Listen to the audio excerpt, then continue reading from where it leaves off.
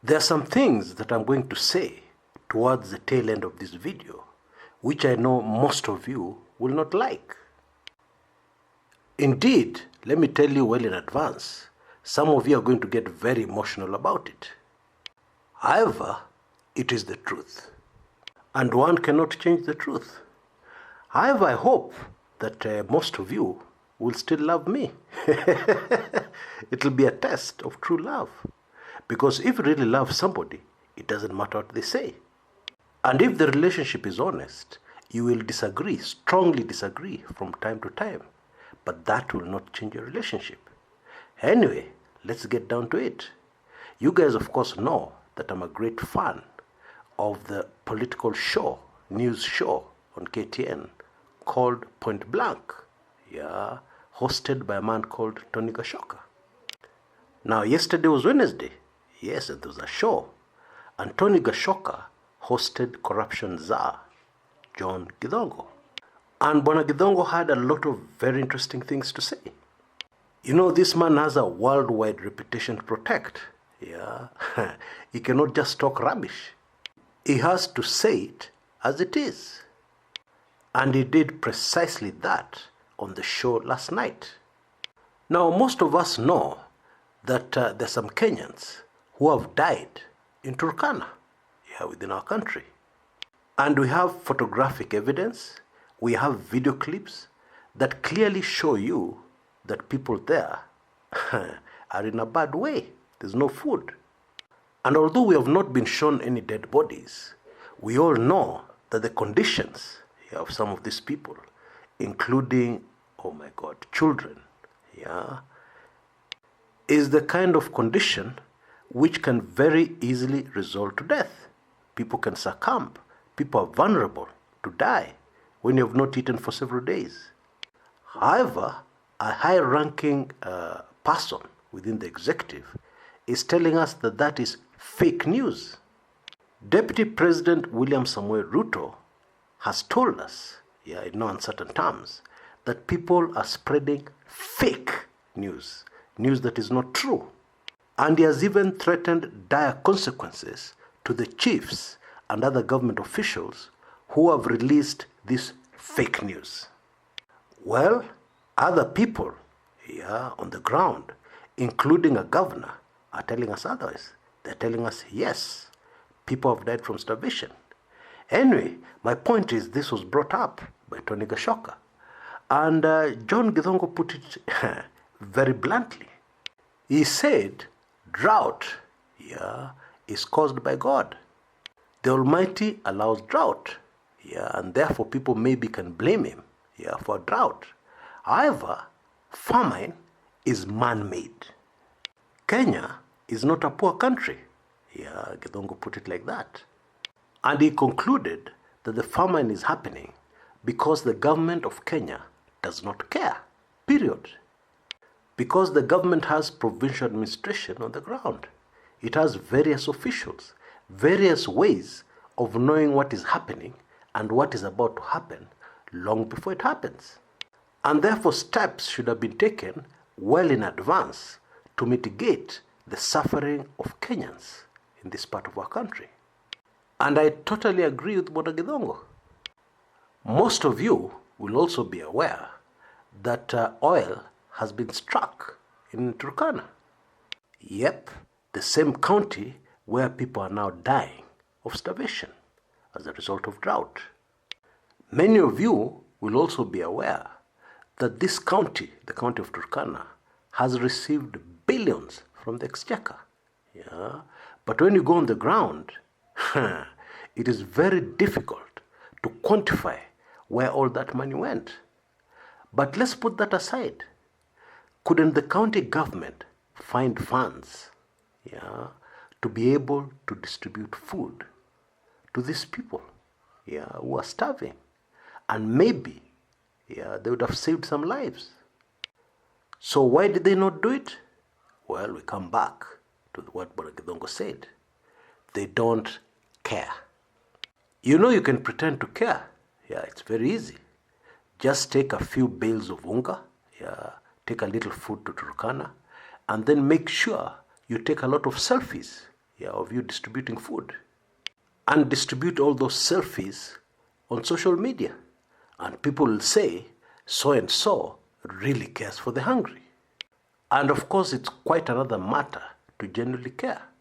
Because if you genuinely care, you don't need selfies. You don't need to take photographs. You just do what has to be done, and that's it. Kenyans don't hear of farmer in that area. And of course, they don't hear of your name. But so what? The truth is you care. You don't have other motives. But that is Kenya for you. Oh boy. Anyway, let's now move on to the highly sensitive stuff.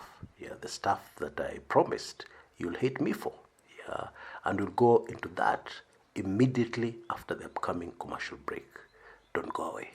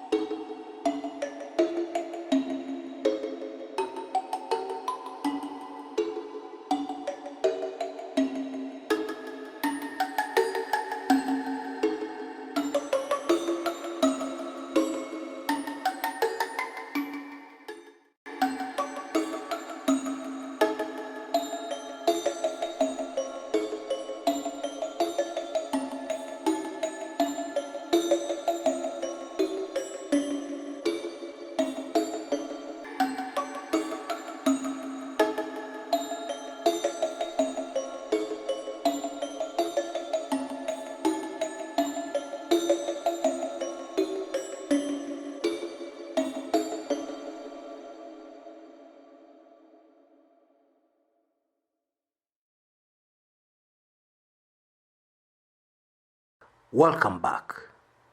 Now we have reached that place in Kenya where we have to make decisions. As the people of Kenya, we have to make decisions about our future and the future mostly of our children and great-grandchildren. And the good news is that it has become very clear to the vast majority of Kenyans what the problem in our country is. And the biggest problem we have is clearly something called corruption.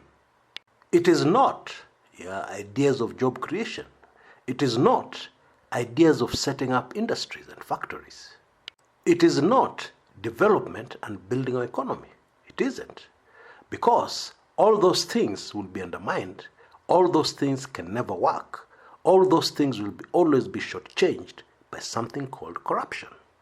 And clearly, this is the reason why, just a handful of decades ago, we're on the same level with countries like Singapore, which today we'll probably never catch up with. The difference is something called corruption. Most Kenyans see very clearly the truth. And what is the truth? The truth is, if we slay corruption, then everything else will automatically bounce up, without any effort, without any extra effort or investment in those areas. Now, talking about the future may be boring, because it's more exciting to talk about the gurus of this corruption. It is much more exciting, to talk about how the deputy president is being finished, and those people around him perceived to be corrupt, which is human nature, but it's the wrong way to go. For instance, if you're a man and you find out that your wife has been unfaithful to you, she's in love with another man, your emotions will take over, and what you'll want to do is to expose her.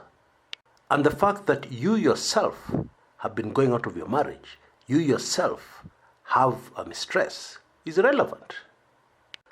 That is the natural reaction. But if you're wise, you'll focus on the future.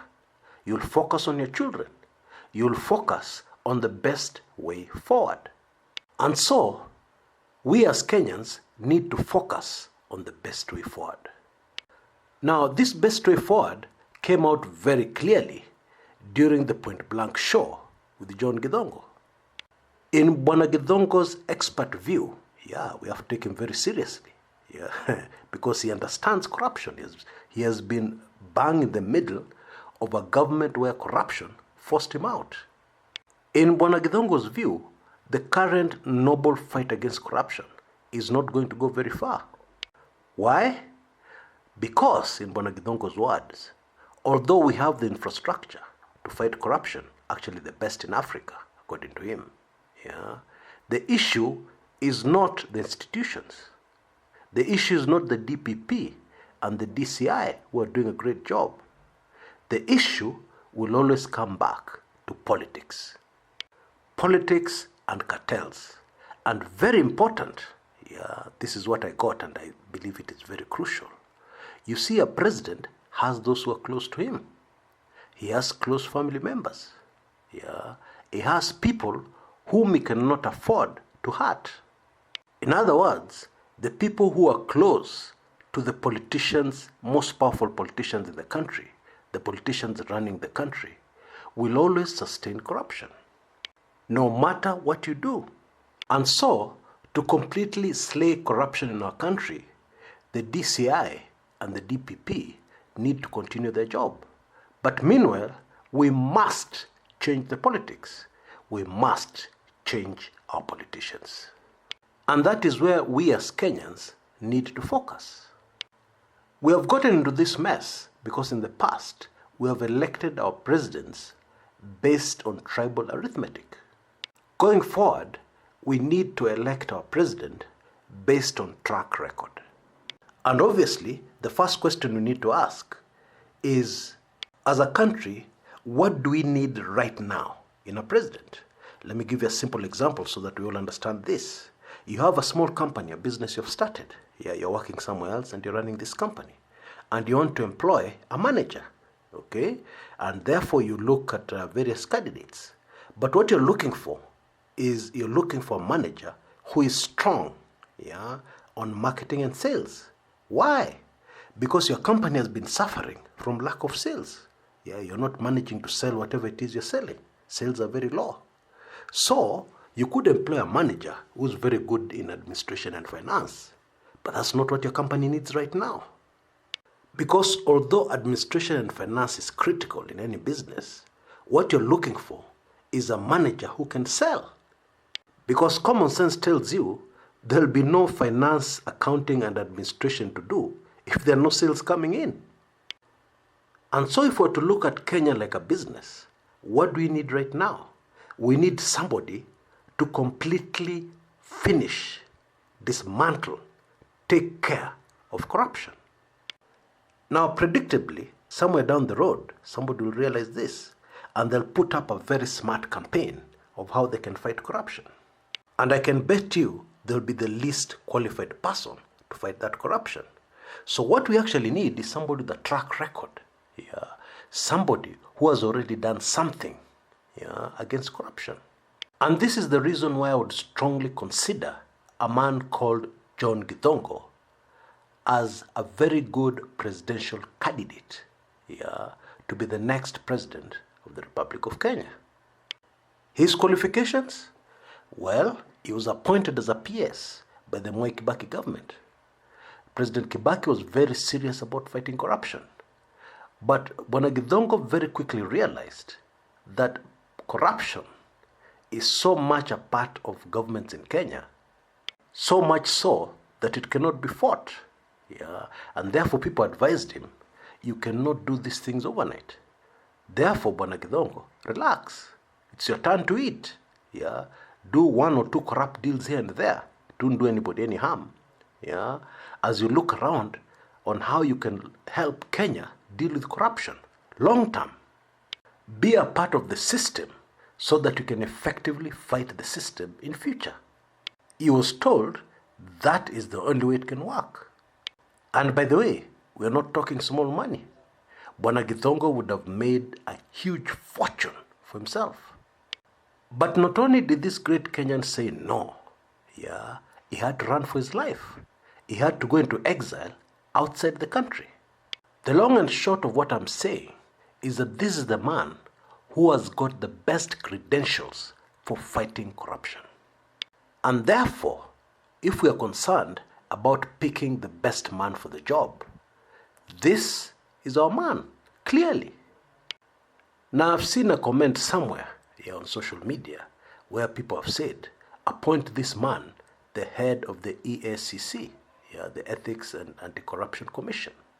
Well, the truth is, you'll be putting him back exactly where he was under Kibaki, in a position where he's trying to fight corruption in a rotten system, with powerful political bosses who can overrule him above him, or who can frustrate him above him.